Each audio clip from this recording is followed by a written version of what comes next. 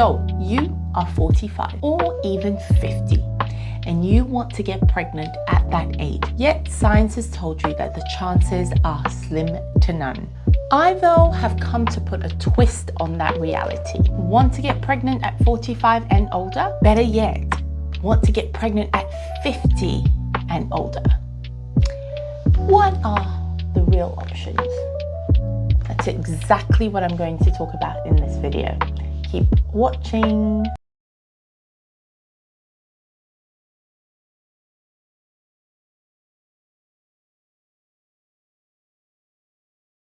Hey guys, this is Hey Doc with me, Dr. Kady. I am a board certified family clinician. On this channel, we focus on women health matters. We look at fertility medicine and we also delve into pregnancy related topics. So if that's your thing, be sure to subscribe, or better yet, if you know someone who would be interested in what we do here on Hey Doc, be sure to share this video with them. So I did a video on how to get pregnant at 50 years old and older, and I have to say that has to be my video that has gotten the most response. I will leave a link to that video in the description box, but suffice to say, many women were reaching out to me saying, I'm 48, I'm about to be 49, or I'm 50 and I'm wanting to get pregnant. One even said that she got pregnant at 49. And many women were asking you, how did you do it? What happened? Some women were saying, doctor, help me. I want to get pregnant and I'm 50 or older or nearing 50. In this video, we're going to cut straight to the chase, and I'm just going to talk about the options for you if you want to get pregnant at 45 and older, and this would also apply if you're nearing 50 or if you're 50 and older and you still want to get pregnant. Now, I know many fertility doctors do not do videos about this, mainly because when you get to the age of 45 and certainly by the age of 50, the scientific evidence that you are going to be able to get pregnant naturally, ladies, get this. Are you ready? At the age of 45, your chances of getting pregnant naturally is less than 5%. Now, when you're 50, whilst it's not completely impossible and certainly not unheard of getting pregnant naturally at the age of 50 and older, the chances are very rare. Let's say 1% or even less. Now, fertility doctors will come for me for doing this video about how you can get pregnant at that age, but forget them. I'm not here for them. I'm here to give you hope and to give you realistic expectations and talk about the different options if you are in the shoes of a woman who is in that age group and wants to get pregnant. So forget them. But ladies, I'm not here to sugarcoat anything for you. I am a Christian doctor. I believe in the power of Jesus Christ and his miracle working ability. However, I still have the responsibility of sharing scientific truth and realities with you. So as well as talking about what is medically possible, I am also going to address the risks and what you must know before you start your journey of getting pregnant in that age group. Why is it rare for a woman to be able to fall pregnant naturally in those age groups? Well, ladies, for those of you who weren't aware, when a girl child is conceived, she already has all the eggs that she is going to have in her lifetime while she is still an embryo in her mother's womb. Before she is born, she will lose a couple of those eggs. And all being well, this girl child will be born with millions of eggs in her ovaries. Now, up until she reaches puberty and she starts having regular menses, or she starts having menses, whether they're regular or irregular, those eggs, also known as ovums, will be held dormant in a state known as the diplotin stage of prophase 1, or simply prophase 1. Once she enters the stage of puberty, those dormant eggs start being active. A couple of these ovums, which will also be known as follicles, will be activated. And with every cycle, one of these follicles will release an ovum. And those who were activated during that cycle that didn't make it through to releasing an ovum, also known as an egg, basically will die off. So you can imagine from the stage of puberty, which may be from the age of 12, let's say for the sake of argument, all the way to the age of 45. Several of these eggs that this girl child was born with, which would have been million when she was a baby, and with every period, the fact that she has lost several of these eggs because they did not make it through by the time she reaches the age of 45, several of these eggs that were once found in her ovaries will have run out. And remember, unlike the male counterpart, women do not get new eggs along their lifetime. Remember, they are born with all the eggs that they will have in their lifetime. Another thing to consider is that as the woman gets older, and these eggs have been held within that particular stage for several years, when these eggs get recruited in order to release an egg during a cycle, it is more likely that as she gets older, there are going to be some genetic errors that will happen within the eggs that are released the older she gets, because those eggs have been frozen in that particular state for several years. Now you understand the science behind things. You now know why it's very rare for a woman to conceive naturally at the age of 50. Quite simply, she has run out of eggs and is very likely to have entered the stage of menopause when her ovaries contain normal eggs. But thank God for modern reproductive medicine, which has created other pathways to pregnancy. Option number one, IVF. Of course, it's a no-brainer. IVF has been around for nearly 50 years. With the birth of the first IVF baby, Louise Brown gave hopes to many women who were struggling to conceive.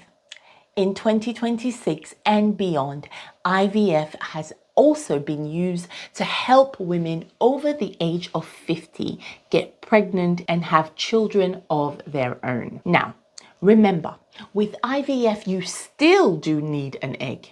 And let's say you are 50 and you have run out of eggs. In essence, you have entered the stage of menopause. Or you are 45 and you have also entered the stage of menopause. However, before I go on, I want to make the possible difference between a woman who's 45 and a woman who's 50. A woman who's 50 is likely to have completely run out of eggs. However, a woman who is 45 may still be having regular periods.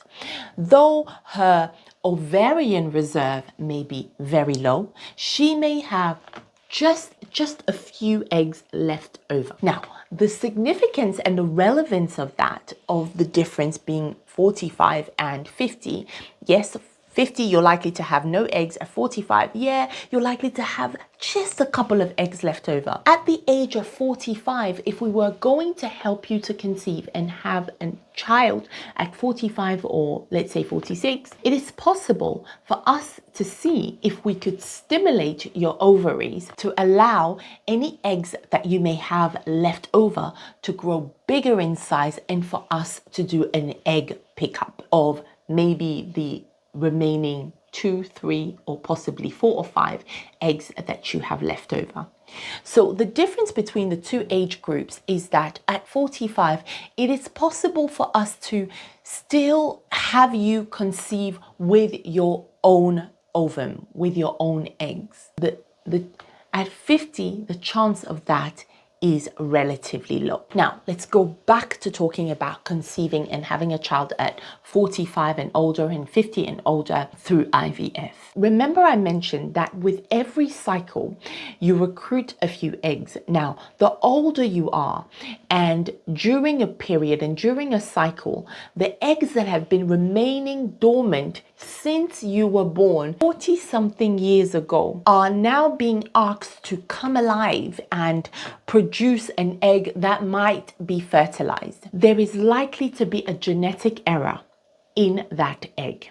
So if you are 45 and older and wanting to go through IVF to be able to have your own child, I would argue that it is absolutely essential for your fertility specialist to talk to you about pre-implantation genetic testing and for him or her to offer you a thorough genetic screen. The reason that is important is because the eggs that you have at that age are likely to contain genetic errors. If you go through genetic testing before going for IVF, at least you will know some genetic conditions that you may have that are likely to be passed on to the child that you may conceive, even through IVF. With pre-implantation genetic testing, let's say you are 45, 46 or 47 and we went for IVF for you to conceive. Because those eggs are likely to contain genetic errors,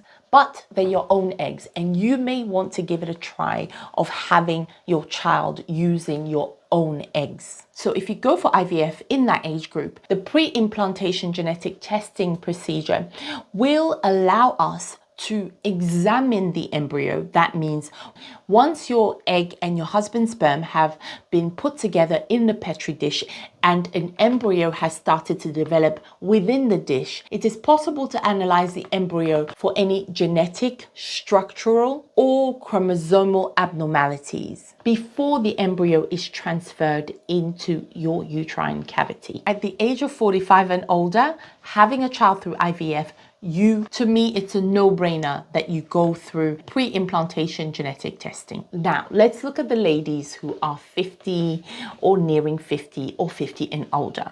By the way, I must say, if a woman is still having regular periods, and there are women who are 49 and older, 50 and older, who are still having regular periods. For you ladies, if you are in that age group and you are having regular periods, it is very, very possible that you are still ovulating and you will be part of the cohort of women who may well be able to conceive naturally, though you are 50 and older. So periods and periods happening regularly, or periods are not happening regularly, but you're getting periods nonetheless, you can still ovulate. And that's how some women who have been 50 and older and who have been in a perimenopausal stage have ended up with children that they didn't necessarily plan for. It's because they were still ovulating. If you are 50 and older, and let's say your periods have stopped, or you are in the perimenopausal stage where you're getting very scanty periods, or you're going very many months without having a period, like we say, it is very likely that you have no eggs left over. In this age group, egg donor is one of the ways for you to be able to conceive through IVF. Now, for you ladies who are 45 and older, just know that conceiving through a donor egg is, of course, an option that is available for you also. If you didn't want to take the risk of using your own eggs that are likely to have some genetic errors because they've been around for so long, and going through the whole IVF process, and then for you to go through the pre-implantation genetic testing, and then for you to find out that the embryo has some structural abnormalities, some genetic abnormalities, and that in and of itself will be emotionally traumatic. You can decide to go for the egg of someone who is younger. Now, what is conceiving through a donor egg? Conception through a donor egg is basically a couple going to a reproductive clinic where they have a bank of ovums that have been retrieved from younger women, or some people who have gone through IVF and finally they managed to get pregnant, they had their baby, and basically they had eggs left over that they were happy to donate to the clinic for another couple who would be wanting them in order to conceive. Or some younger women in their 20s sometimes will donate their ovums to a reproductive clinic. Now remember, the younger the eggs are, the less likely it is for those eggs to contain genetic errors. So those eggs are in a reproductive clinic, and a woman who's wanting to conceive can go and choose the egg of a donor and that egg usually will be in a much better state than her own eggs. Now, women at the extreme end, those at 45 and those at 50 and older, they can both use those eggs, and the eggs will be met with the sperm cells from their husband, from their partner, and the embryo will develop in a petri dish. That's for the IVF procedure. Now, is a woman who is 45 and older, or better yet, 50 and older, able to carry a pregnancy? Absolutely. If her uterus is in a good and healthy state, there is no reason why, despite the fact that there are now no longer any ovums in her ovaries, or a significantly reduced amount of ovums in her ovaries, she is not able to carry an implanting embryo all the way to term. Now, before going for the IVF process, one of the major investigations that your fertility specialist should be asking you to do at either end of the spectrum is a blood test called an AMH. The AMH blood test, which is the anti-Müllerian hormone, tells us about your ovarian reserves. In other words, how many eggs do you have remaining in your ovaries. Now, for the age of 45, you may be at the lower end of the spectrum, but you may still have some eggs left over. And so that's what will help you to decide whether you want to use your own eggs, because your AMH has come back to say, yeah, you still have just a couple of eggs left over. The AMH can still be done in women of 50 and older because, especially the ones who are still menstruating, whether the periods are regular or irregular, it may still be relevant to do an AMH at the age of 50, because who knows, you may still have a couple of eggs left over, and for you that is your only hope for you to have your own biological child. Another test that should be performed on both age group is checking for the hormone FSH, LH, and estrogen. A high level of FSH and LH tells us that you are menopausal, and therefore it won't take long for you to decide that you want to go straight for IVF using a donor egg. Now, I want to bring some structure here.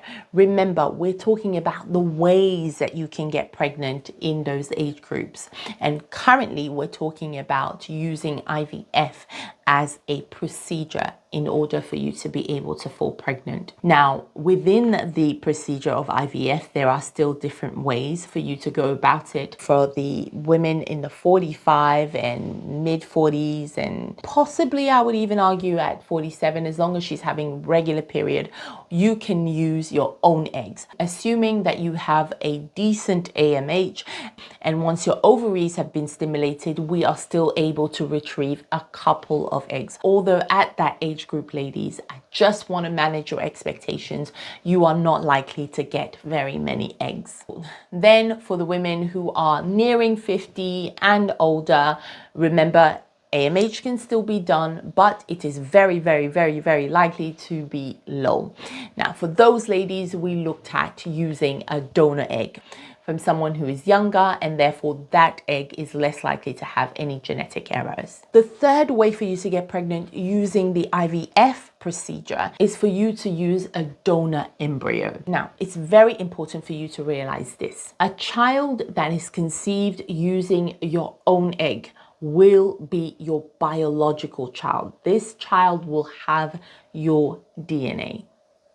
A child conceived using a donor egg will not have your genetic material. This child will not, apart from, you all being well, your uterus being in good health, and of course before the implantation of the embryo, the fertility specialist would have done an ultrasound of your uterus, may have even done an ultrasound of your uterus, making sure that your uterus is healthy, there are no large fibroids that will get in the way of the growth of the child, that everything is okay with your uterus. Using the donor egg, that baby will not have your genetic material. You would have carried that child, and that child is definitely going to be yours. It is whoever brings up the child, whoever loves, nurtures, and cares for a child that a child knows as a mother, not necessarily the person that has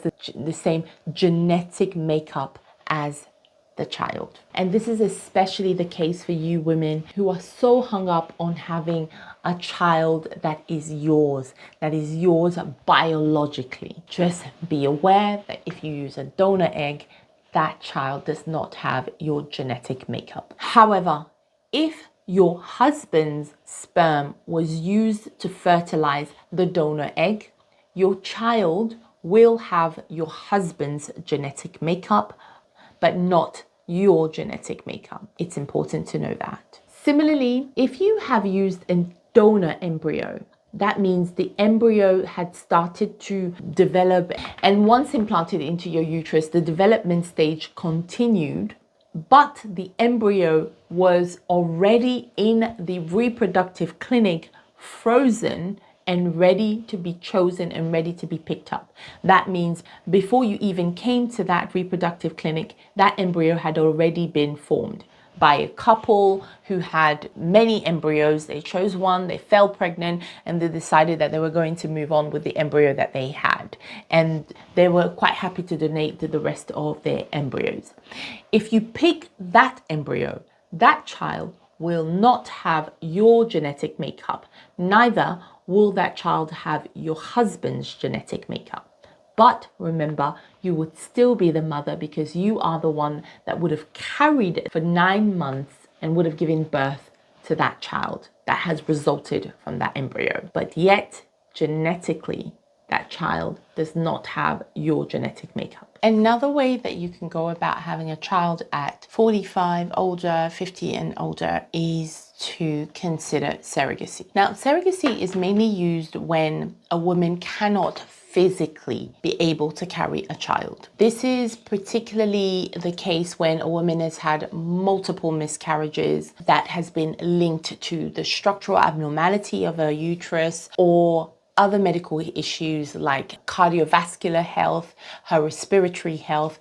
For one or another medical reason, this woman cannot physically carry a child. Now, for you ladies who are in that age group, 50 and older, 45 and older, and you have frozen your own eggs. Now, remember, there are also women in this age group that froze their eggs when they were much younger. You can use those eggs that you froze when you were younger, and once you've found your surrogate agency and you found your surrogate mother, the surrogate is therefore able to carry your child using your own eggs and using your husband's egg. Then you can have a child that way. And that child that will be born, if your own egg was used, will be yours biologically. But the other two ways, remember, using the donor egg or using the donor embryo, can still be inserted into the uterus of the surrogate mother, who will then give birth to a child who, by legal agreement, that child will be handed over to you once the child is born. It is worth noting there are two main types of surrogacy: no genetic link and the genetic link. The no genetic link means that the surrogate mother who will be carrying the child for 9 months has no genetic attachment to the child that she will be carrying. That child has no genetic makeup of the surrogate mother. The surrogacy with genetic link means that the surrogate mother who is carrying the child has a genetic link to the child that she is carrying. The egg that has been used during the process is her own. Under those circumstances, it is very likely that the surrogate mother will have an attachment to the child that she is supposed to give to you at the end of the process. And for that reason, the first type of surrogacy that I described, which is the no genetic link, also known as gestational surrogacy, is the most common type of surrogacy that there is. Be aware that surrogacy laws vary from country to country, and so it is worth knowing what the surrogacy laws are within your country and going for a surrogate agent with the proper legal channels. Do not cut corners for the sake of saving cost, because it could cost you a lot more emotionally and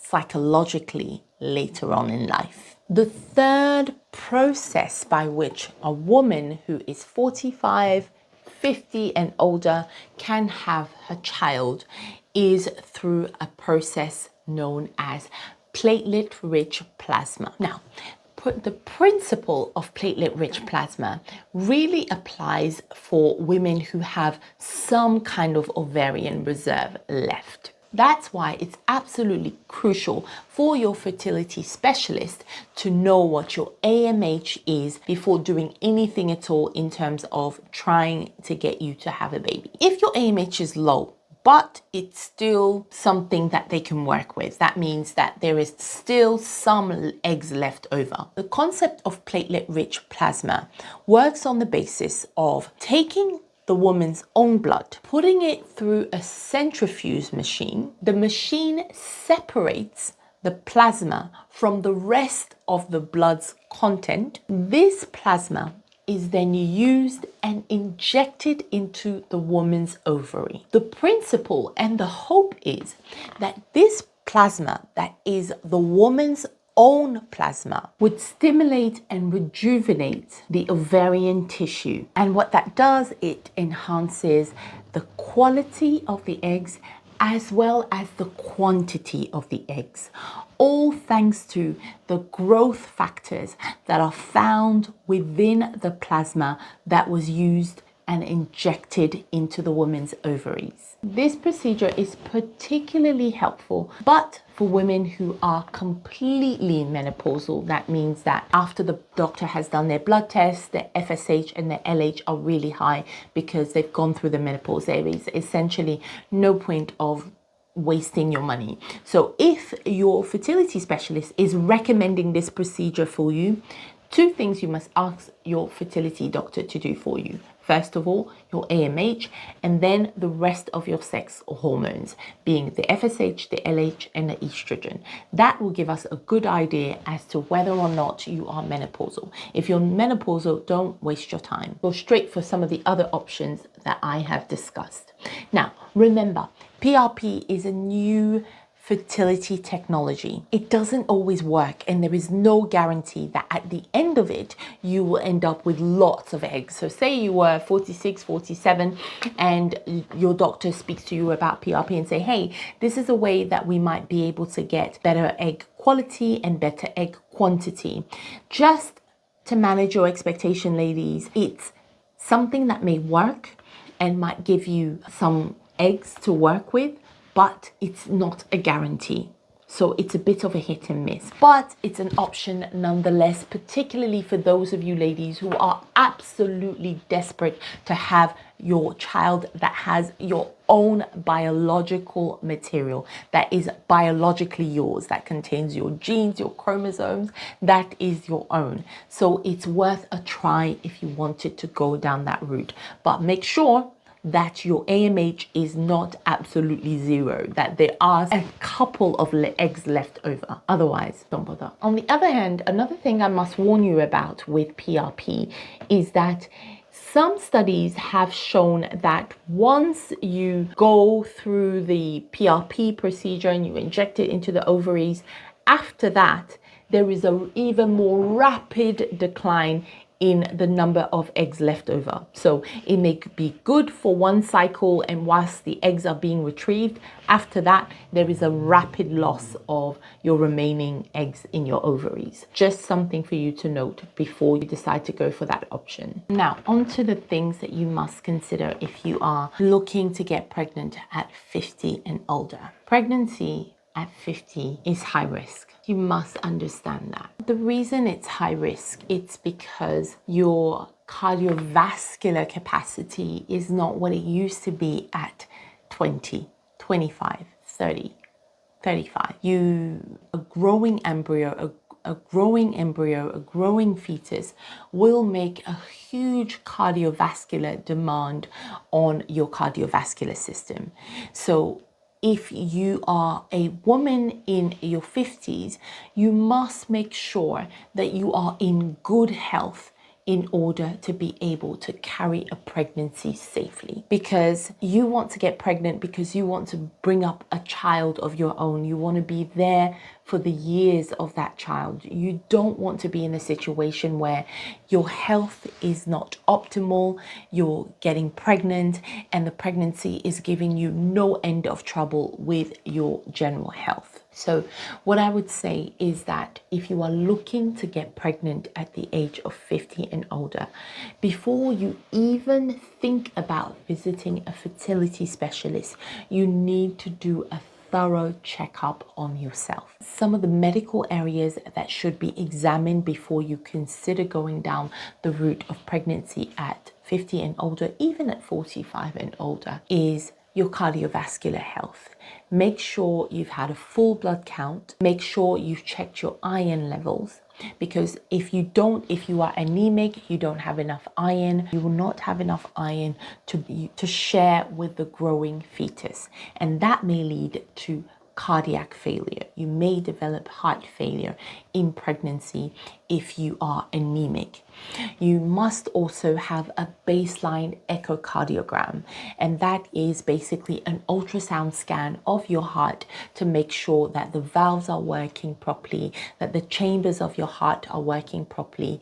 If you have cardiomegaly at the age of 50, which is more likely to happen at that age, simply because your heart has been around for longer. It's been pumping around for longer in comparison to someone who is younger. If you have problems with very bulky muscles of your heart, again, you are more likely to develop heart trouble in pregnancy, heart failure in pregnancy. Imagine being pregnant and the baby is growing and your heart is being asked to pump more frequently, pump around more blood around your body, which it simply cannot do. It simply cannot put up with the demand and meet the demand of your body as the baby is growing. You can go into cardiac arrest. Another thing that should be checked is your respiratory health. It's important to make sure you do not have any collapsed lung for various obvious reasons. When you are pregnant, not only does your heart rate goes up, but also your respiratory rate goes up.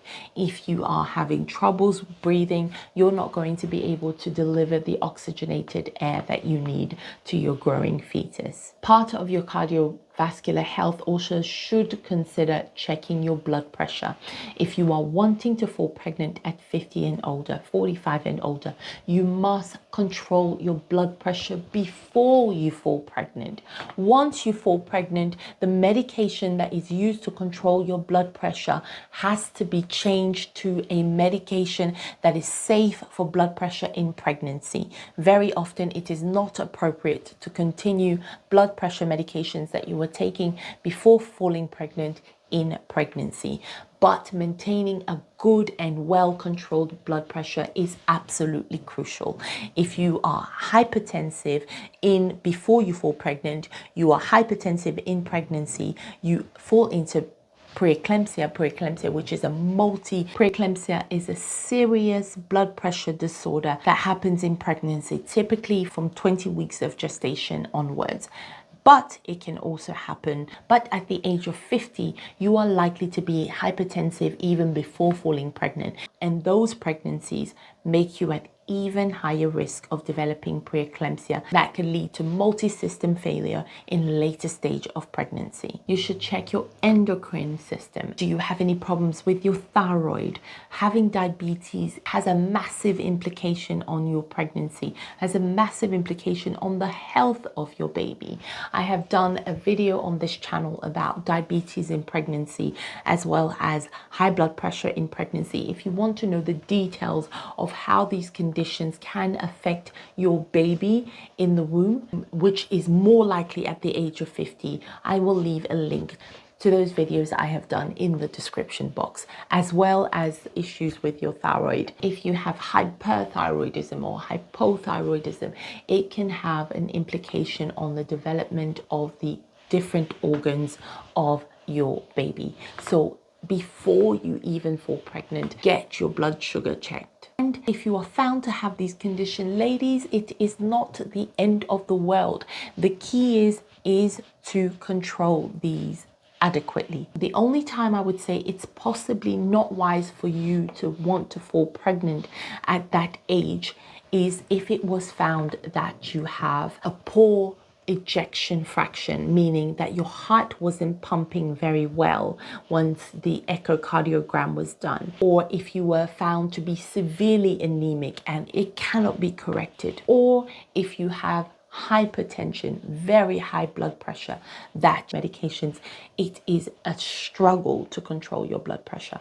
I would say only under those circumstances that it would be recommended for you to consider the surrogacy option. Another crucial part of the preliminary investigations that have to be done even before you visit a fertility clinic is an ultrasound of your uterus. Now, listen, ladies, if you have an ultrasound and it was found that you have a deformity in the uterus, or you have a big growth in the uterine cavity, or it was incidentally found that you have a very large fibroid, it's not worth going through the stress of trying to carry your own child.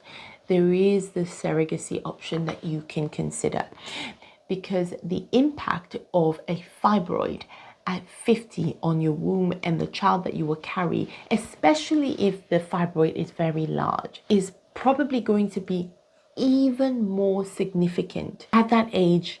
Depending on the size of it, it may be that it would need to be removed, you would need to heal first, and then you will go down the route of considering having your child again. But if after the fibroid has been removed, there's lots of scarring, there's lots of adhesions, meaning a lot of the tissue is stuck together, I would argue that that's putting your own life at risk. And there are other ways for you to have children at the age of 50, particularly in certain parts of the world. Being able to get a surrogate mother in certain parts of the world is easier than in other parts. But you just have to ensure that the legal aspect is solid to protect you and the unborn child that you will eventually have. Remember, yes, the goal is for you to have your baby and enjoy the privileges that motherhood offers. However, if you are not well, if a pregnancy leads you to losing your health, your vitality, how is that being fair to the baby that you're bringing into this world? Because the truth is, nobody will be able to love that child in the same way that you will be able to. So the best thing that you could do for that child is ensuring that you are in top health even before you go down the route of conceiving him or her. Don't forget the bigger picture. Raising a child takes a lot of energy.